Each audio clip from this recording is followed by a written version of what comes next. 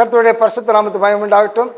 நம்முடைய திறந்த வாசல் வழியாக இந்த சத்தியத்தை சொல்லவும், சத்தியத்தை ஜனங்களுக்கு பரிந்துரைக்கவும், காஸ்பல் டிவி மூலமாக உங்களுக்கு இந்த நாளிலே அப்படியே மூலமாக சத்தியத்தை வெளியேற கொண்டு வந்ததற்காக கர்த்தருக்கு நன்றி செலுத்துகிறேன்.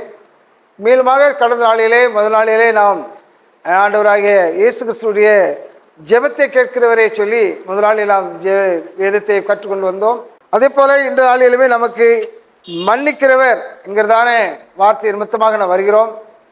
தேவன் மன்னிக்கிறவர் என்பதான தலைப்பின் மூலமாக இந்த நாளிலே சத்தியத்தை சொல்லபடியாக எனக்கு கிருபை கொடுத்தபடியாக ஆண்டவருக்கு நான் நன்றி செலுத்துகிறேன். இயேசு கிறிஸ்து அவர் மன்னிக்கிற சபம் உள்ள தேவனாக இருந்ததாலே நாம் இன்றைக்கு நாம் மன்னிக்கப்பட்டோம். அவர் மன்னிக்கிறதுனால தான் இந்த உலகம் இது வரைக்கும் தப்பித்து கொண்டு இருக்கிறது. அவர் மன்னிக்கவில்லாவிட்டால் இந்த உலகம் எப்பொழுதும் அழிந்திருக்கும். சோதகம்பரத்தில் அழிந்தது போல, நோப காலத்தில் அழிந்தது போல, நம்முடைய திறப்பின் வாசலிலே ஆண்டவர் இயேசு கிறிஸ்து நமக்காக ஒரு பெரிய தியாகம் செய்து நமக்காக இரத்தங்கள் சிந்தி நமக்காக மரித்ததினாலே அந்த மன்னிப்பினுடைய கிருபையை நாம் பிதாவினிடத்திலிருந்து மன்னிப்பை பெற்ற முடியாத தகுதியை நமக்கு தேவன் தந்திரல்லார். அந்த மன்னிப்பு என்பது இந்த உலகத்தில் இருக்கதான எல்லாருக்கும் மன்னிப்பு என்பதால் தேவன் கொடுக்கதான கிருபை. அது ஒருவரை நீங்கள் மன்னியுங்கள் என்று சொல்கிறார். சிலுவையில் அறியும்போது, பிதாவே இவர்கள் செய்வது என்னவென்று அறியாமல் செய்கிறார்கள், இவர்கள் மன்னியுங்கள் என்று அறுக்குறுகிறார். பேதுரு கேட்கிறார், ஆண்டவரே என்னுடைய சகோதரன் தவறு செய்தால் எத்தனை முறை மன்னிப்பது என்று கேட்கும்போது 70 முறை மன்னி அப்படிங்கிறார். இந்த மன்னிப்புடைய அதுக்கு அளவில்லாதது ஒரு ஆண்டவர் காண்பிக்கிறார். ஏனென்றால் வாழ்க்கையில் நாம் நிறைய தவறுகள் செய்வோம். சிறு பிள்ளைகளிலிருந்து வளர வரைக்கும் நம் தவறுகளை ஆராய்ந்து பார்த்தால் அது எண்ணி முடியாத தவறுகளாக இருக்கும். நிறைய குற்றங்கள் செய்வோம். தேவனுக்கு சட்டத்துக்கு விரோதமான காரியம், உலக சட்டத்துக்கு விரோதமான காரியம், தேவ சட்டத்துக்கு விரோதமான காரியங்கள், தகப்பனுக்கு விரோதமான காரியம், தாய்க்கு விரோதமான காரியம், பிள்ளைக்கு விரோதமான காரியம், நண்பனுக்கு விரோதமான காரியம். இப்படி சொல்லப்படால் படிப்படியாக அடுக்கி பார்த்தோமானால் அந்த எல்லை அடங்க முடியாத ஒரு தவறுகளுக்குள்ளாக நம்ம வாழ்ந்து வந்து கொண்டே இருக்கிறோம். ஆனால் இவை எல்லாவற்றிலுமே தேவனிடத்தில் சேரும்போது, தேவனிடத்தில் நோக்கி மன்னிப்பு வைக்க முடியும். பாவ மன்னிப்பு, உலக மன்னிப்பில் சட்டத்துக்கு எல்லாம் மன்னிக்கிறோம். ஆனால் தேவனுக்கு விரோதமான சட்டத்திட்டத்துக்கு உட்பட்டதான தேவனுக்கு பிரியமில்லாத சட்டத்துக்கு கீழ்ப்படியாத ஒரு பாவத்தை செய்யும்போது தான் அந்த பாவத்தின் சம்பளம் மரணமாக மாறிவிடுகிறது. இந்த மரணம் என்பது ஆத்மா மரணத்தை குறிக்கிறது. மாமிச சிந்தையை மரணம், ஆவிய சிந்தையோ ஜீவனும் சமாதானமாக இருக்கிறது. அப்போ இந்த ஆவிய சிந்தையை கொடுக்கறதுக்காக தான் ஆண்டவர் நம்மை மன்னித்தார். மன்னித்து நமக்கு ஆவியினுடைய சிந்தையை தருகிறார். ஆவியினுடைய கனிகளை நமக்கு தருகிறார். இந்த ஆவியுடைய கனிகளே அன்பு, சமாதானம், சந்தோஷம், நீடிய பொறுமை, தயவு, சாந்தம், விசுவாசம், இச்சையடக்கம், இப்படி தான் ஆவிக்குரிய கனிகளை நமக்கு தருகிறார். அன்பையே தேவனுடைய அன்பினாலே நாம் மன்னிக்கப்பட்டதுனாலே, தேவனுடைய அன்பினாலே நாம் பூர்ணமாக்கப்பட்டதுனாலே அவருடைய மன்னிப்பு நம்ம என்ன செய்து நமக்கு சாருகிறது. அதனால் நாம் தேவனிடத்தில் நாம் ஒவ்வொரு நாளும் நாம் பாவ மன்னிப்பு எடுக்க வேண்டும். நாம் குற்றவாளிகளாக இருக்கிறோம். உலகத்தில் நாம் நீதிமான்கள் யாரும் அல்ல. பாவிகளை மன்னிப்பதற்காக தான், பாவிகளை ரட்சிப்பதற்காக தான் இயேசு கிறிஸ்து வந்தார். அப்படி இருக்க நாட்களிலே பாவிகள் தன் மனம் திரும்பி தன் பாவத்தை மறைக்கிற வாழ்வடைய மாட்டான். அதை அறிக்கையிட்டு விட்டு விடுகிறவன் இரக்கம் பெறுவான், மன்னிப்படைவான். விபச்சாரியான ஸ்திரியை கழுத்துக்கு எரியும்படியாக அவர்களை விரட்டி வருகிறார்கள். எல்லாரும் எரிய வரும்போது இயேசுக்கு முன்பாக வந்து விழுகிறாள். அவள் பார்த்து பூமியிலே தரையிலே ஒரு வார்த்தை எழுகிறாள். அப்படி எல்லாரும் நிற்கும் போது, உங்களில் பாவம் இல்லாதவர்கள் இந்த ஸ்திரீ மேலே கல்லை எரியுங்கள் என்று கூறுகிறார். எல்லாரும் பார்த்து திரும்பி ஓடிவிட்டார்கள். ஏன்? அந்த மனசாட்சி அவர்களை குற்றவாளியாக வாங்கிவிட்டது. நம்மளும் ஒரு பாவிதான், நாமளும் ஏதாவது ஒரு வழியிலே பாவம் செய்து கொள்ளும் அவங்கள் மனசாட்சி அவங்களை தீர்ப்பு வழங்குது, நீ நீதிமான் அல்ல என்று சொல்லி. அதனால்தான் என்ன செய்து அவர் குற்றவாளி என்பதை எல்லாரும் திரும்பி ஓடுகிறார்கள். இயேசு ஒரு குற்றமில்லை. இயேசு கிறிஸ்து ஒரு பாவம் இல்லாதவர். அவர் எரியலாம், கள்ளத்துக்கு எரியலாம். ஆனால் ஆண்டவர் என்ன சொன்னார் தெரியுமா? பூர்ணமான அவர் அந்த பொண்ணை பார்த்து, நான் இனி பாவம் செய்யாதே, நான் உன்னை மன்னிக்கிறேன் சொல்லி அனுப்பிவிட்டார். அந்த மன்னிக்க தன்மை அவருக்கு உண்டு. அதனால் மன்னிப்பு நாம் தேவனிடத்தில் தான் பெற்றுக்கொள்ள வேண்டும், மனிதனிடத்தில் அல்ல. மனிதனிடத்தில் பாவ மன்னிப்பு செய்வது அது நம்ம தேவனுக்கு நம்ம ஏற்றுக்கொள்ளப்பட மாட்டாத காரியம். தேவனிடத்தில் மன்னிப்பு கேட்க வேண்டும். நீ மனிதர்கள் யாரையும் மன்னிக்க முடியாது. மன்னிப்பார்கள், ஆனால் அது மீண்டும் எழுச்சுவார்கள், மீண்டும் கோவப்படுவார்கள். ஒரு முறை மன்னித்து விடுவார்கள், அது மீண்டும் அதையே நினைத்து கொஞ்ச நாள் போகும்போது அது மன்னித்தத காரியத்தை மறந்து மீண்டும் அதே பழையதான கோபத்துக்குள்ள வருவார்கள். ஆனால் இயேசு அப்படி இல்லை. இரத்தம்பரமான சிவப்பான ஒரு பாவமாக இருந்தாலும் அவர் என்ன செய்வார்? மன்னிப்பார். அது மறந்து விடுவார். ஒரு மூட்டை கட்டி சமுத்திரத்தில் ஒரு பாவங்கள் எல்லாம் எழுத்தி மூட்டை கட்டி சமுத்திரத்தில் போடுற மாதிரி போட்டு விடுவார். ஆழ்கடலில் போட்டு விடுவார், எடுக்க முடியாது. ஆனால் மனிதனிடத்தில் நீங்கள் மன்னிப்பு கேட்கும்போது முதல்ல மன்னித்து விடுவார்கள். சிறிது நாளை போகும்போது அவருக்கு பிரியமில்லாமல் நீங்கள் வாழ்வீர்கள். ஆனால் நீங்கள் செய்த குற்றத்தை மீண்டும் நினைச்சுவார்கள், வெளியே கொண்டு வருவார்கள். அதை மற்றவர்கள் பறைசாற்றுவார்கள், உங்களை பிளாக்மெயில் பண்ணுவார்கள். ஓய், நீ தவறு செய்தாய், நீ இந்த கற்றத்தை செய்தாய் அல்லவா என்று சொல்லி. அதுபோலதான் இந்த மன்னிப்புக்கு தானே தன்மையை இணைச்ச முடியவில்லை. மனிதனிடத்தில் நாம் சொல்லி பெற்றுக்கொள்ள முடியாத சூழ்நிலை இருக்கிறது. நாளடைவிலே அந்த குற்றத்தை குறித்து முதலில் நன்றாக அன்பாக பாசத்தோடு நீ செய்த குற்றத்தெல்லாம் ஏற்றுக்கொண்டு சரி உன்னை மன்னிக்கிறேன், பாசமாக இருக்கிறேன், பரவாயில்லை சொல்லி உங்களை அரவணைப்பார்கள். ஆனால் காலங்கள் போகும்போது அவர்களுக்கு நீங்கள் பிரியமில்லாமல் வாழும்போது, அவர்கள் பிரியமில்லாமல் அவர்களுக்கு தகுந்ததான கீழ்ப்படியாமல் போகும்போது இந்த மன்னிப்பால் நீங்கள் செய்த குற்றத்தை எல்லாம் மீண்டும் எரிச்சுவார்கள், தோண்டி எடுத்து உங்களை பறைசாற்றி உங்களை எரிச்சுவார்கள், மற்றவர்கள் மத்தியிலே குறை சொல்வார்கள். அதனால தான் நீ தேவனிடத்தில் அப்படி இல்லை. தேவன் நினைச்சாரு அது மூடி மறைப்பார். எத்தனை தான் தவறு செய்தாலும் என் மகன் தவறு செய்கிறான்னு சொல்லி மன்னித்து மீண்டுமாக அரவணைத்துக் கொள்வார். அதுக்காக தேவன் மன்னிக்கிறான்னு சொல்லி மீண்டும் என்ன செய்யக்கூடாது? தவறு செய்யக்கூடாது.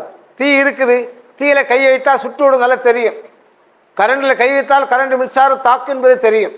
அப்படி இருக்கும்போது மீது வெந்நில கை விட்டால் சுட்டு விடும் என்று தெரியும். ஆனால் மீண்டும் வைப்போமா? வைக்க மாட்டோம். அது தவறு என்று அறிந்தாச்சு. அது மீண்டும் அடவரே மன்னியும் என்று கேட்பது பொருதான காரியம் இல்லை. ஒரு மனிதனை தெரியாமல் காலில் மிதித்து விட்டோம், இல்லை ஏசி விட்டோம், அவர்கள் அழைத்து ஐயா தவறு, சாரி ஐயா, நான் மன்னித்து விடுங்க ஐயா, நான் தெரியாமல் வீச்சு விட்டேன் ஐயா சொல்லும்போது அவர் சரி பரவாயில்ல போட்டோ அடிப்பார். மீண்டும் அவரை போய் மீண்டும் சவிச்சிட்டு மிதித்து ஐயா நான் சாரியா, நான் மீச்சிட்டேன் ஐயா, அப்படியே ஏறெடுத்து பார்ப்பார். ஒரு முறை மன்னிச்சிட்டேன், ரெண்டாவது வந்து மிதிக்கிறான், மீண்டும் மன்னிப்பு கேட்குறான், ஏன் தெரியாமல் மிதிச்சிருப்பானோ என்று சொல்லி கடந்து போயிருப்பார். மீண்டும் ஓடி போய் நாம் மீண்டும் அவரை போய் மிதித்து விட்டு ஐயா மன்னிச்சுக்கிடுங்க அவர் என்ன நினைப்பார்? ஒரு பைத்தியம், இல்லை கிறுக்கு, ஒரு மெண்டல், ஏன் இப்படி மீண்டுமாக என்னவற்றில் வந்து மிதிச்சு நம்மளை மன்னிப்பு கேட்குறது என்று சொல்லி அவர் அலட்சியப்படுத்துவார்கள். அப்போ முதல் மன்னித்தது அவருக்கு நினைச்சது மன்னிப்பா தெரியாது, கோவம் உண்டாயிரும். அது கோவப்பட்டு நம்மளுக்கு பனிஷ்மெண்ட் கொடுக்க ஆரம்பிச்சிருவார். அப்படிதானே? அதே போல தான் நம்ம தேவர் என்று தெரிந்த போது செஞ்சுக்கிட்டே மீண்டும் மன்னிப்பு. இதை இஸ்ரேல் ஜனங்கள் நினைச்சாங்க. போய் உலகத்தின் வாழ்ந்து கொண்டு நம்மளை மன்னிக்கிறதுக்கு ஒரு ஆடு இருக்குது, பாவத்தை குற்றம் செய்வதற்கு நிவர்த்தி செய்வதற்கு பொங்கல் விட்டுருக்கலாம், நம்ம பாவத்தை நிவர்த்தி செய்வதற்கு காலை வெட்டிடலாம், நம்ம பாவங்களை நிவர்த்தி செய்வதற்கு புறாவை வெட்டிக்கலாம் சொல்லி இந்த புறாக்கள் மேலேயும் இந்த ஆடுகள் மேலேயும் இந்த காளைகள் மேலேயும் இவர்கள் நினைச்ச தன் பாவங்களை மன்னிப்புக்கு பரிகாரமாக செய்து கொண்டு வந்திருந்தார்கள். பழைய ஏற்பாடு காலத்திலே மோசேயின் ஆகமத்தின் பிரகாரம் சாலமோனில் கட்டப்பட்ட ஆலயத்தில் ஆண்டவரை இடத்துல ஆசாரியன் வந்து இவங்கள் பாவங்கள் எல்லாற்றிலும் அந்த ஆடு மேலே சமத்து விட்டு இந்த ரத்தத்தை அந்த ஆடுகளை வெட்டி இந்த ஆடு இந்த பாவத்தை ஏற்றுக்கொண்டு அது ரத்தம் சிந்தி அதை மரித்து போய்விடும்.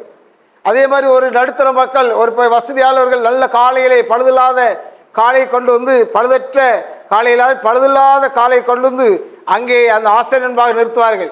இந்த குடும்பத்தார் எல்லாரையும் அவர் எரிச்சுவார்கள். அந்த பாவத்தை எல்லாம் அந்த ஆடு காளை மேலே செலுத்தி அந்த காளையை வெட்டி அது உயிர் அதோடு மரித்து போகும்.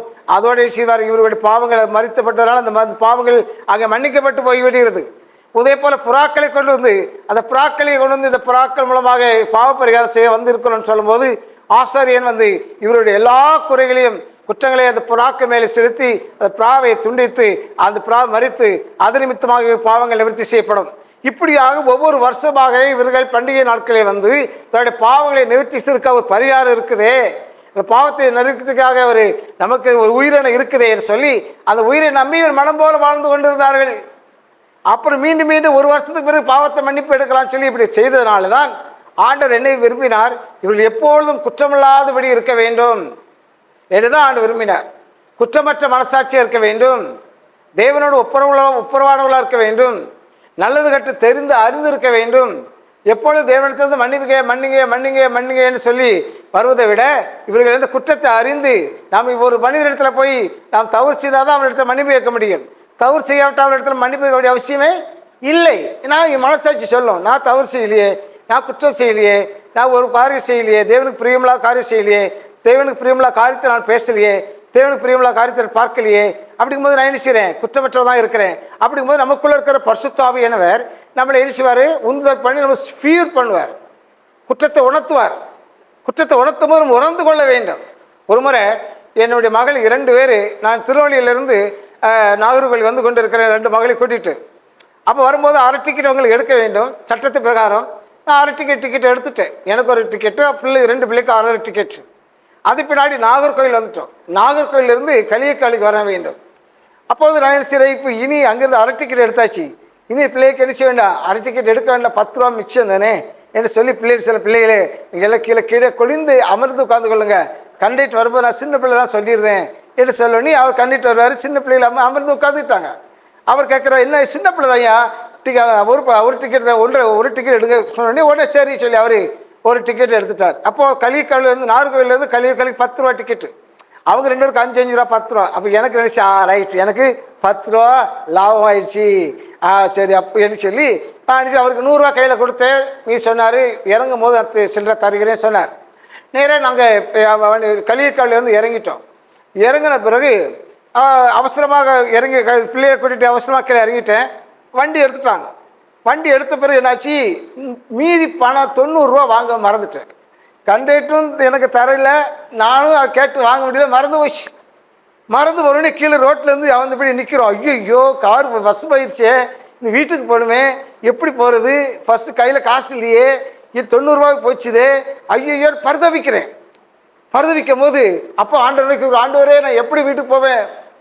ஆண்டவர் சொன்னார், நீ செய்தது தவறல்லவா, 10 ரூபாய்க்கு ஆதாயப்பட்டாய், 10 ரூபாய்க்கு சந்தோஷப்பட்டாய், அது குற்றம் தானே, என்ன செய்ய, அதனால இப்போ எல்லாம் 90 ரூபாய்க்கு போயிடுச்சு, ஐயோ நான் வீட்டுக்கு போனவேன் என்ன செய்யன்னு கேட்கும்போது ஆண்டு சொன்னார், அதோ பார் அடிக்கிறார். அதோ பாரு திரும்பி பார்க்குறேன், எங்கள் வீட்டில் இருந்து ஒரு பக்கத்தில் ஒரு காரு ஒரு ஆளை வந்து களியக்கால் விட்டுட்டு அவர் வீட்டுக்கு திரும்புறதுக்காக நிற்கிறார். அவர் என்ன பார்த்துட்டார், நான் அவரை பார்க்கல. நான் அவரை பார்த்து அவர் எங்கேருந்து கூப்பிட்டுட்டே இருக்கார், இங்கே வாங்க வாங்க வாங்க வாங்க. என்ன அப்படின்னு, நீங்கள் வீட்டுக்கு தானே போகிறீங்க? ஆமாம். வண்டியில் ஏறுங்க அப்படின்னாரு. உடனே பிள்ளைகளுக்கு வந்து வண்டியில் ஏற்றி வீட்டில் வந்து என்ன செஞ்சார், விட்டுட்டார். பார்த்தீங்களா? அப்போது ஆபிரகாம் நினைச்சிறேன், ஒரு ஆடுக்காக இருக்கும்போது அதோ பாரு ஆடு இருக்குங்கிறார், காட்டுறாரு. இதே போல் நான் தத்தளிக்கிறடா நேரத்தில் எனக்கு ஒரு பனிஷ்மெண்ட்டும் கொடுத்துட்டு, அந்த பனிஷ்மெண்ட்டில் நான் ரோட்டில் தவிக்காத பட்சத்தில் எனக்கு ஒரு ஆளை கொண்டு விட்டு அந்த ஆள் என்னை பார்த்து கொஞ்சம் 1 நிமிஷம் கழித்து அவர் போயிருப்பார். நான் 1 நிமிஷம் கழித்து லேட்டாக இறங்கியிருந்தால் நான் பார்த்துருக்க முடியாது. கரெக்டான அவர் என்னையும் பார்க்கவோ அந்த ஆள் விட்டு ரெடி அடிச்சுட்டாரு, கூப்பிடுறாரு, வாங்க வாங்கன்னு கூப்பிடுறாரு. கூப்பிட்டு நாங்கள் கார் கொண்டு இறங்கி நேராக வீட்டில் வந்து விட்டார். அப்போ தான் நினச்சி பார்த்தேன், ஓ சிறு தவறு அல்லவா, ஆண்டவரே இனிமேல் இப்படிப்பட்ட தவறை செய்யக்கூடாதப்பா மன்னிங்கன்னு கேட்டேன். அப்போ சின்ன தவறில் இருந்தாலும் தேவன் நம்மளை மன்னித்து சிட்சிப்பார், சீர்படுத்துவார், குணப்படுத்துவார். அதை மன்னித்தால் மாத்திரமல்ல, ஒரு சிறு நம்மளுக்கு சிட்சை கொடுத்து சீர்படுத்துவார். ஏன்னா ஒரு சின்ன தண்டனை கொடுத்தா தான் அடுத்தபடி என்ன செய்ய முடியாது, இவன் தவறு செய்ய மாட்டான்னு சொல்லி. அது மன்னிக்கிறதுல அவர் மேலான தேவன் அவர்.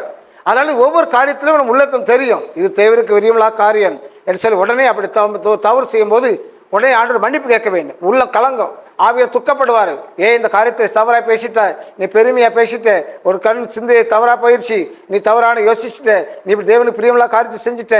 அப்படி செய்யும்போது நம்மளை உணர்த்தும் போது அவர் துக்கப்படும் போது இருதயம் தெரியும். அது வரைக்கும் சந்தோஷமாக இருந்த இருதயம், அது வரைக்கும் மன சமாதானமாக இருந்த இருதயம் ஒரு துக்கடையுதே, ஒரு அடையுதே, ஒரு இதை என்ன செய்விட்டோம் ஆண்டவரே சொல்லும்போது ஆண்டு நினைச்சாரு மன்னித்து இந்த காரியத்தை உணர்த்துவார். உடனே சமத்தில் உடனே போய் உடனே மன்னிப்பு கேட்டு அந்த காரியத்துக்கு சொல்லி அதை அறிக்கையிட்டு சுத்திகரிக்கணும்.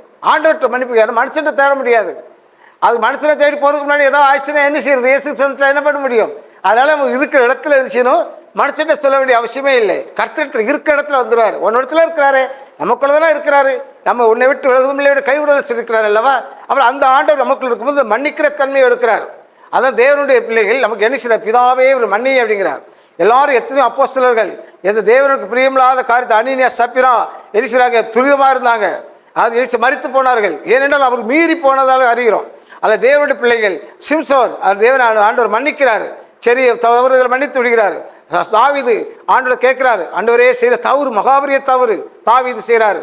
அப்போதான் என்ன செய்யட்டும் ஆண்டவரே கேட்கிறார். ஏன்னா அவர் செய்தது மகாபரிய, அவர் உரியாவை கொலை செய்தது, தந்திரமாக கொலை செய்தது, அடுத்த மனைவியை பறித்து கொண்டது, அடுத்து யான் இப்படிப்படிதானே சட்டத்துக்கு புறமாக தேவனுக்கு பிரியமில்லாத காரியத்தை தாவீது இதயத்துக்கு ஏற்றவரான இருந்தாலும் கூட அவர் தேவ சத்தியத்துக்கு மீறி போயிட்டார், சட்டத்துக்கு மீறி போயிட்டார், தேவன் உள்ளத்தை வேதனைப்படுத்தி விட்டார்.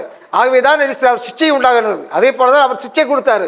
அப்சலோம் அவருக்கு விரோதமாக எழும்பினார். தன் மகன் அவர் எழும்பி அவர் ஓடி அலைந்து அதன் முன்னாடி அவர் மகன் அங்கே எப்படி உரியாவை இவர் பட்டயத்தினாலே போர் செய்வதன் மூலமாக எதிராளி நிமித்தமாக கொலை செய்ய முடியாத தந்திரமாக செய்து அவனை கொலை செய்ய திட்டமிட்டு அவனை மறிக்க தீர்மானம் இருந்தாரோ, அதே போல அப்சலோம் என்ன செய்கிறான், அவன் கொலை செய்யப்படுகிறான். தன் மகன் அதை எதை விதைக்கிறானோ அதை அறுக்கிறவரால் இருக்கிறாங்க.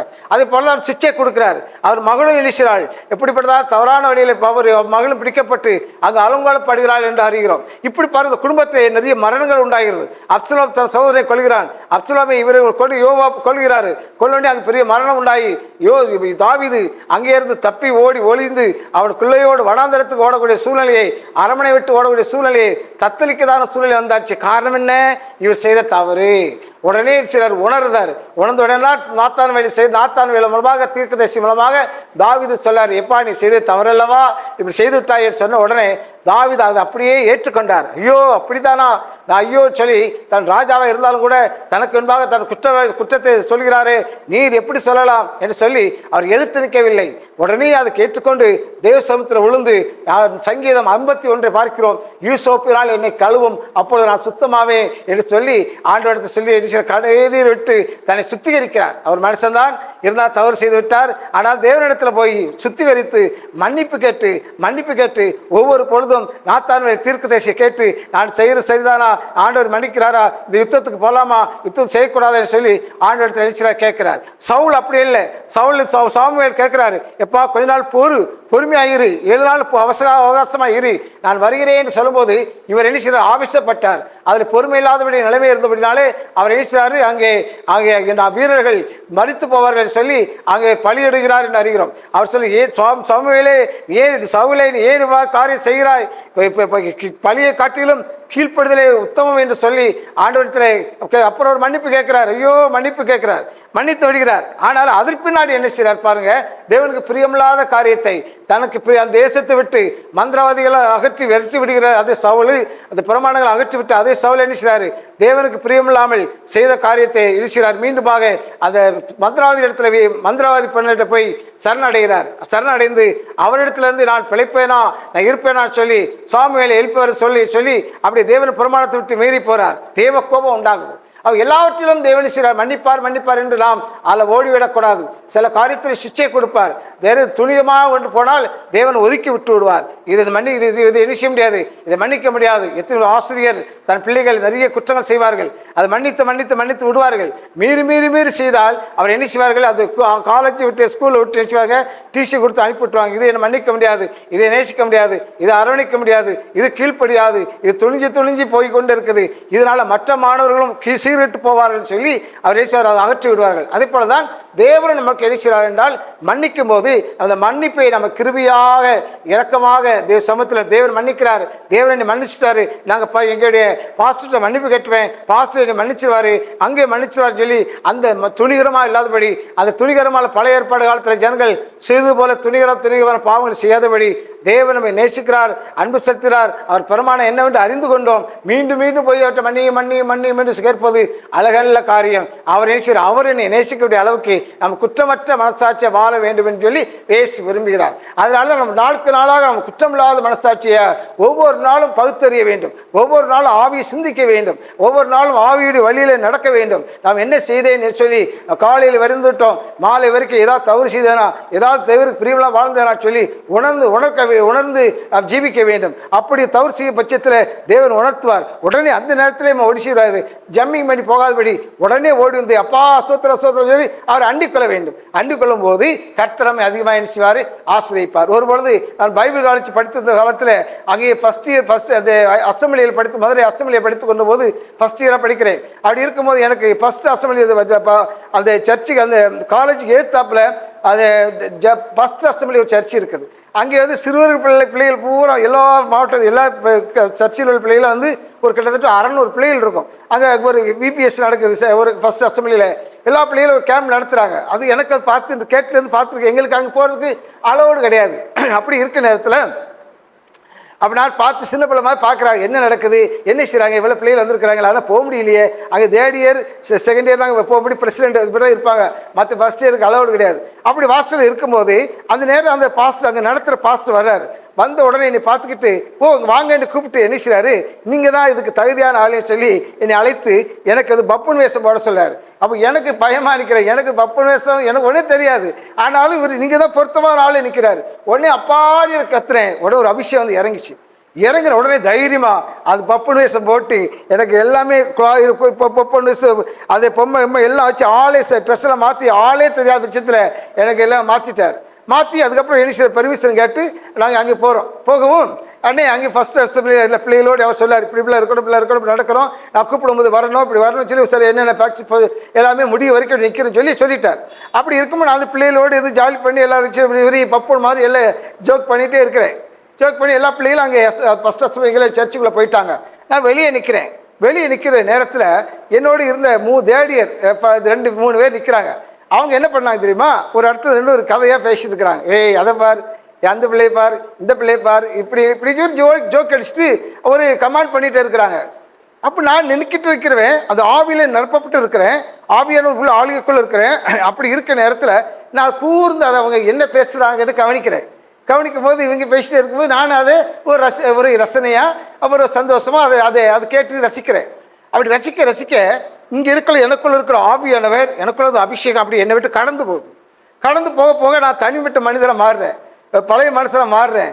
வெறுமையாக நிற்கிறேன். அப்போ வரும்போது கடந்து போகும்போது ஆண்டவரே எங்கே போறீர் இந்த ஃபங்க்ஷன் இருக்குது, இன்னும் முடியலை, முடிஞ்ச பிறகு போகும் அப்படின்னு ஆன்சர் இந்த இடத்த விட்டு கடந்து போ அப்படின்னு. சரி அந்த இடத்துல கடந்து போய் உடனே ஆண்டுட்டு மன்னிப்பு கேட்டோன்னு அவர் சேர்ந்த பிறகு அந்த ஃபங்க்ஷன் முடிய வரைக்கும் இருந்து தனிமையாக இருந்தேன். ஐயோ போண்டா, அங்கே போனால் ஆவியை துக்கப்பட்டுவார், இங்கே போனால் ஆவியை துக்கப்பட்டுவார் சொல்லி அவருக்குள்ளே ஜெபித்து அந்த ஃபங்க்ஷனை முடித்து நிறைய பரிசு எனக்கு தந்தாங்க. ஆவியானவர் நடத்த வச்சார், ஆவியானவர் பேச வச்சார். எனக்கு ஒன்றுமே தெரியாது, பப்பு பேசணும் என்ன தெரியாது. ஆனால் அங்கே இருக்க சகரியாங்க ஒரு பிரின்சிபால் இருந்தார்.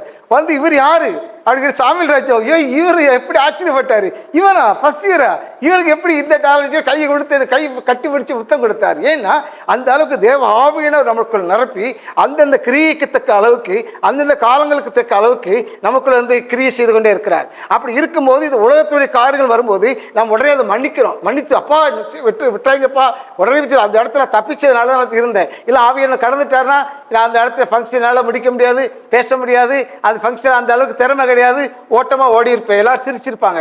ஆனால் தேவன் செய்கிறாரு. ஏனென்றால் அப்படிப்பட்டதான் துக்கம், தேவனுக்கு பிரியமில்லாத ஒரு இது நமக்குள்ள அணுகும் போது நாம் அதை விட்டு கடந்து செல்ல வேண்டும்.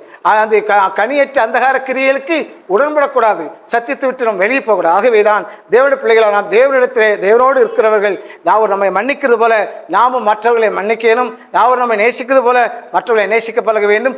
மன்னிப்பானது மிகவும் பெரிதான காரியம். நாம் ஒருத்தர் இன்னைக்கு மன்னிக்காதனால தான் எத்தனை பேர் சிறைச்சாலையில் வாழ்கிறாங்க, எத்தனையோ குற்றமற்ற குற்றத்தில் வாழ்கிறாங்க, எத்தனையோ பேர் மறித்து போகிறாங்க, எத்தனை பேர் தற்கொலை செய்து போகிறாங்க, எத்தனை பேர் குடித்து வெறித்து போகிறாங்க. ஒரு மன்னிக்க முடியவில்லை, ஒரு நேசிக்க முடியவில்லை. அதை எல்லாரும் மன்னிப்பு தேவனிடத்தில் பெற்றுக்கொள்ளும் போது நாம் என்ன பூமியிலே நம் வாழலாம். நம்ம மன்னிக்கும் போது தேவன் மற்றவர்களை மன்னிப்பார். பிதா மற்றவங்களை மன்னிக்கிறது போல நீ எங்கள் குற்றத்தை மன்னியும். நாம் மற்றவர்களை குற்றங்களை மன்னிக்கும் போது கர்த்தர் நம்ம குற்றத்தை மன்னிப்பார். ஆகவே நாம் குற்றத்தை மன்னிக்கிறான்னு சொல்லி நாம் துரிதமாக என்ன செய்யக்கூடாது, மன்னிப்பு பாதையில் போகக்கூடாது. தேவர் சமூகத்தில் கிருபை பெற்றுக்கொள்கிற பாதையத்தில் அமர்ந்திருப்போம். கர்த்தரமே அதிகமாக ஆசிரியப்பாராக. முதலாளி நமக்கு மட்டுமாக தேவன் கடந்து வரையாக கிருபை செய்திருக்கிறார். தேவர் தொடர்ந்தாலும் இந்த மன்னிப்பின் பாதையிலே இதனாலே செய்து கொடுக்க முடியாத கிருபை செய்திருக்கிறார். அதாவது நாம் என்ன செய்வோம், மற்றவர்கள் மன்னிக்கக்கூடியதான வழியிலே நாம் போவோம். பிதா ஒருவர் மன்னித்தார், அது தேவன் நேசிக்கிறார். அதனால் ஒருவருக்கு தவறு செய்தால் 7 தரம் மன்னி என்று சொல்கிறார். இந்த மன்னிப்பினுடைய அங்கீகாரத்தை தேவனிடத்தில் மாற்ற தான் பெற்றுக்கொள்ள முடியும், உலகத்தில் பெற்றுக்கொள்ள முடியாது. நாம் தேவனிடத்தில் அண்டிக் கொண்டு அவருடைய திவ்ய சுகமாகிய மன்னிப்பை நம்ம குணத்தை நம்ம அறிந்து வாழும்போது கர்த்தரமே அதிகமாக ஆசிரியப்பராக. நல்ல பிதாவே, அன்பு தகப்பனே, இந்த அருமையான வேலைக்காக இந்த 3ஆம் நாள் இருக்கிற அந்த மன்னிப்பு எங்களுடைய செய்தியை ஜனங்களை கொள்ள முடியாத கிருபை பலனை தந்துக்க நன்றி. இதே போல கர்த்தாவை நீர் எங்களை மன்னித்து போல நாங்கள் மற்றவங்களை மன்னிக்கவும், கர்த்தர் உம்மிடத்தில் பாவ மன்னிப்பை அறிக்கையிட்டு நாங்கள் ஒவ்வொரு நாளும் சுத்திகரித்து ஆண்டவரே நீர் என்னை மன்னித்தீர் என்று சொல்லி நாங்கள் துரிதமாக நடக்காதபடி ஒவ்வொரு நாளில் உயிர்த்து ஆராய்ந்து பார்த்து பேச்சிலும் செயலிலும் எண்ணங்களை எல்லாவற்றிலும் உங்களுக்கு பிரியமாக எங்களை அனுக்குற செய்யுங்கப்பா. வழி நடத்தும் ஆவியானவரே, நல்ல ஆவியானவர் எங்களை செம்மையான வழியிலே நடத்த முடியாது வேண்டுகிறோம். சங்கீதம் 143 சொல்ல பிரகாரம் நல்ல ஆவியானவர் செம்மையான வழியை நடத்தி ஆண்டவர் மன்னிப்பின் பாதையில் வாழ கிருபை பெற்றுக்கொள்ள கிருபையை தாரும். ஆசீர்வதியும் எல்லா மக்களையும் மன்னிங்கப்பா, பலப்படுத்தும். இயேசு நாமத்தில் கேட்கிறாங்களே பிதாவே.